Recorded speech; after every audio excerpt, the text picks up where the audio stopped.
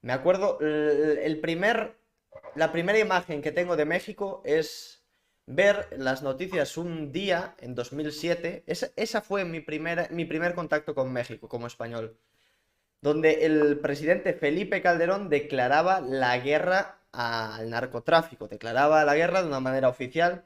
Esa es mi primera imagen, y seguramente la de muchos españoles también. Yo por aquellas pues tendría 9 o 10 años. Y después también tengo una imagen muy marcada de mi infancia con respecto a México, que es la masacre de ciento y pico personas, ¿no? También en las noticias se emitió, se veían los cuerpos en las camionetas, en las rancheras, tirados por el cuerpo, o sea, por el campo. Y claro, yo sé que esa es una imagen que también tienen muchos compatriotas míos sobre México, ¿no? De un país violento, de un país inseguro, de un país hay este tipo de cosas, ¿no? Este tipo de masacres. Y claro, cuando son en la infancia, pues no puedes evitar que te queden muy marcadas esas imágenes. Hasta que empecé a reaccionar, a ver cositas de México, pues no me abrí un poco más el panorama, pero yo quiero preguntarles a todos y sobre todo a Cimselite, el Gafe, el Gato Historiador, que son de allí, ¿cómo era la vida antes de la declaración de la guerra? ¿Cómo recuerdan ustedes la vida en esa época de antes, de principios de los 2000? ¿Cómo era la vida en México? ¿Se hablaba de cárteles? ¿Se hablaba de la delincuencia? ¿Existía tanto este problema? Quiero empezar por mi compañero Cinsélite, que todavía no ha hablado, lo tengo ahí castigado casi una orilla sin hablar. Entonces, compañero, ¿cómo recuerda usted la vida en México antes de la guerra? Ya, mi hermano, pues aparte creo que soy el más viejo de todos, entonces, pues sí, tengo a lo mejor mayor recuerdo, pues igual como dicen algunos de ustedes de la infancia, pues sobre todo cuando empezaron los Zetas, pues empezó como a mencionar y era pues muy sonado, ¿no? Como que muy famoso, pero tampoco era como la situación que se escucha o se ve actualmente en ámbito de seguridad a nivel nacional de que, pues creo yo que actualmente vivimos en una situación crítica que todo el país está como, pues de cabeza, ¿no?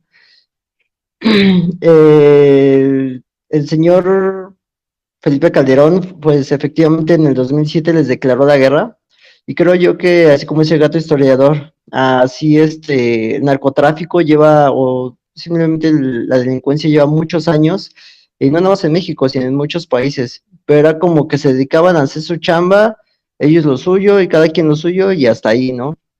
A diferencia de cuando llegaron los Zetas, que como dice Carmochepe, ¿no? Que le ocasionaban problemas a todos, ¿no? Era un dolor de cabeza para el gobierno, para los militares, inclusive para sus competidores, de otros cárteles.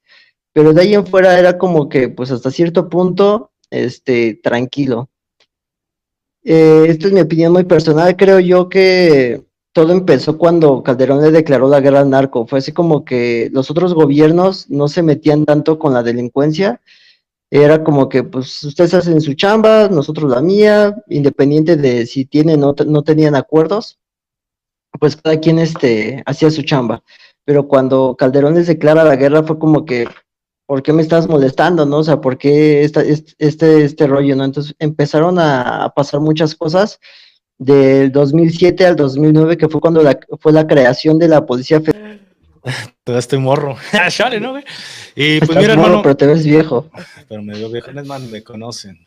No, mira, hermano, yo te puedo decir que antes de toda esta moda, porque para mí el narcotráfico hoy en día es una moda y creo que muchos de los mexicanos y gente que nos ve de otros lados coincide conmigo, pues en aquel entonces, cuando tu servidor estaba más joven, pues la moda creo que cada estado y cada municipio tiene sus propias problemáticas. Y aquí, al menos en Guadalajara, pues el problema de nosotros no era la moda del narcotráfico. El problema de nosotros era la moda de las pandillas, porque en aquel entonces se puso mucho de moda, a lo mejor nos llegó más tarde o se empezó a hacer más viral en ese momento, aquella película muy famosa llamada Sangre por Sangre, no sé si has tenido la oportunidad de verla. Eso impactó mucho en la cultura tapatía, la cultura de aquí de Guadalajara, y toda la gente quería pertenecer a pandillas llamadas aquí barrios. Entonces, esa fue una gran problemática, pero en aquel entonces, como te lo digo, no había un problema por el consumo de drogas, no había problema por quién las vendía.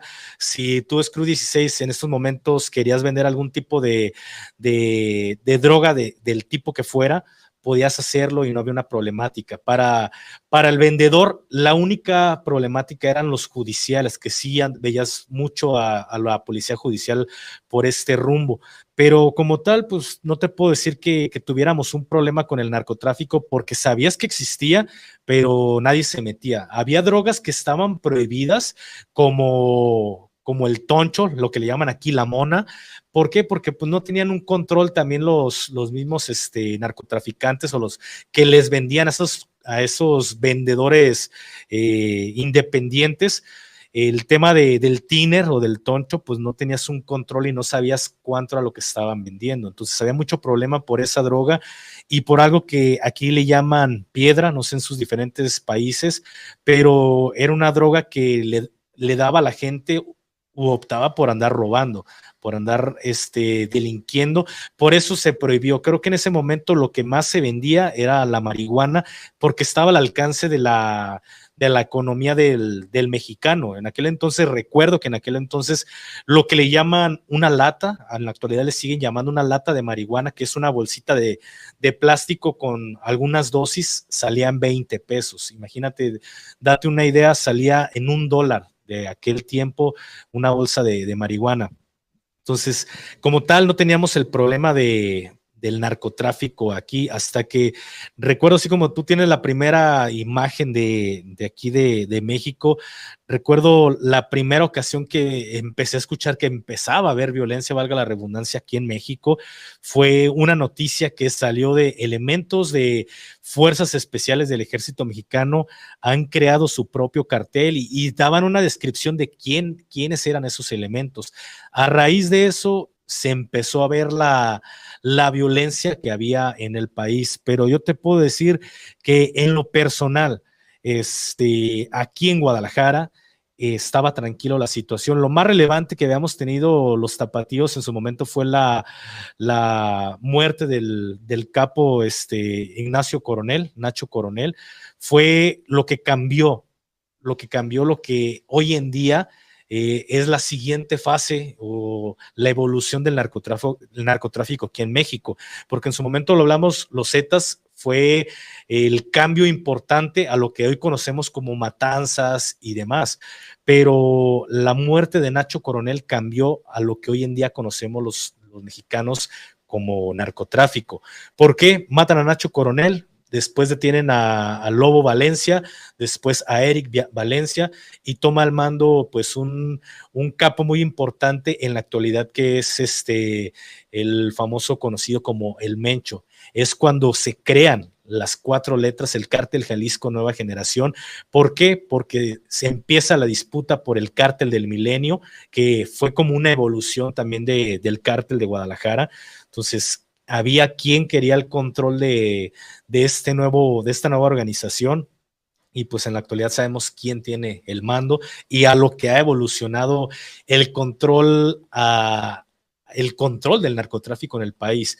¿Por qué? Porque anteriormente en su momento lo tuvo Sinaloa y Sinaloa todo lo arreglaba por medio del dinero. Si alguno era capturado, alguno de sus elementos era capturado, se aventaba dinero. Querían pasar drogas, se aventaba dinero. Querían cualquier cosa, se aventaba dinero. En los chapos o la chapiza, no, por dinero no peleaban. Ellos todo lo querían arreglar por medio del dinero y no por medio de plomazos. Llega en su momento lo que hoy tenemos en la actualidad como el Cártel Jalisco Nueva Generación y ellos dicen, yo no pago dinero, pero sí doy violencia. O trabajas conmigo o te mato, o te unes a mi organización policía político o terminas muerto. Entonces, las 4 letras ha hecho una revolución en lo que conocemos como el narcotráfico, hermano.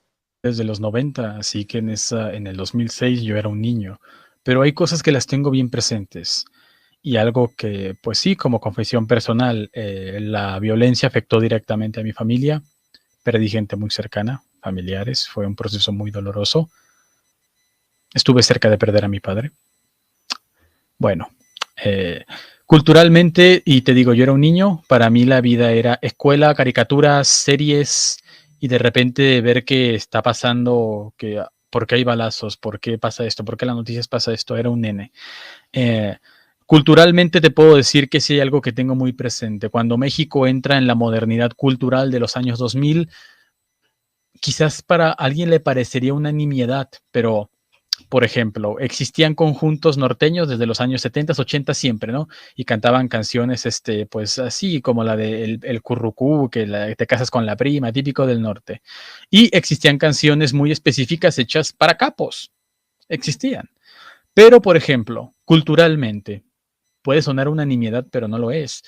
Ves estos programas de música que pasaban los sábados donde ponían el top 10 de las ventas de música en México. Y te digo que durante esos años previos a la guerra del narco, yo lo recuerdo porque tenía una tía que siempre veía eso. Tenía una tía adolescente que veía esos programas de música, pero lo más nuevo, no lo más fashion.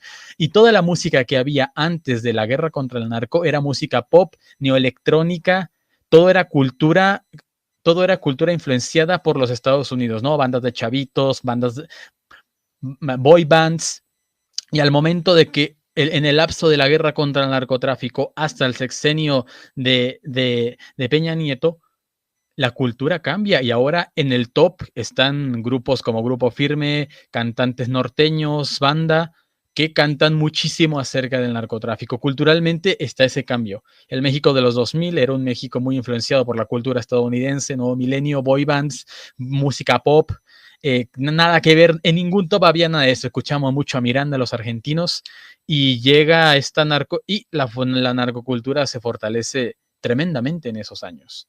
¿Por qué? Porque el narcotraficante, incluso antes de que llegaran los Zetas, tal y como se dice, era considerado como un estereotipo del campesino burdo, el campesino con su camisa de cuadros, que era medio distópico, ¿no? Porque tu tío, tu abuelo se podía vestir de ranchero y de repente ver un ranchero con una AK-47 era medio cómico hasta eso. Alguien así bigotado, medio tosco, que ni siquiera sabe bien cómo empuñar un arma, pero está cuidando su sembradío, ¿verdad? Y entonces, incluso el estereotipo del narcotraficante, un hombre del campo, hasta era estereotipado porque eran medio extravagantes con lentes oscuros, sombrero, cadenas grandes de oro, gente del campo, ¿no? Que se empuñaba su rifle, pero al momento de que hay este cambio cultural, todo se militariza y se crea una cultura como no existía antes sobre el narcotráfico. Y bueno, ¿qué te puedo decir? Antes de que ocurriera eso, de que perdiera familiares y de que perdiera mucha gente, estuve a punto de perder gente de mi familia nuclear, pues la vida cambió totalmente, la vida cambió mucho. Y bueno, solo podría decir eso, yo era joven, pero sí veo muy presente ese cambio cultural que hubo en México. El México anterior pues a la guerra contra el narcotráfico, que esta guerra se declara el 11 de diciembre de 2006, ya se lleva a cumplimiento en el 2007, pues bueno, Calderón precisamente necesitaba esta